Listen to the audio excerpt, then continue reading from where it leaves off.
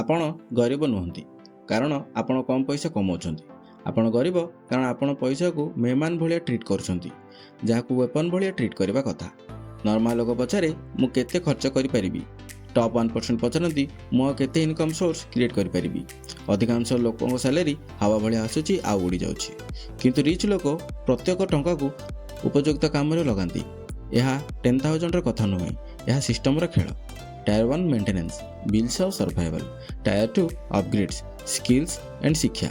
Tier 3 ଦ army, freedom ତିଆରି କରିବା ପାଇଁ। ଯଦି ଆପଣ ଛୋଟ ପଇସାକୁ କଣ୍ଟ୍ରୋଲ କରିପାରୁନାହାନ୍ତି ତାହେଲେ ବଡ଼ ପଇସା ଆପଣଙ୍କୁ ବର୍ବାଦ କରିଦେବ। ୱେଲ୍ଥ ମାନେ ବ୍ୟାଙ୍କ ବାଲାନ୍ସ ନୁହେଁ, ୱେଲ୍ଥ ମାନେ ଟାଇମ୍ ଉପରେ କଣ୍ଟ୍ରୋଲ।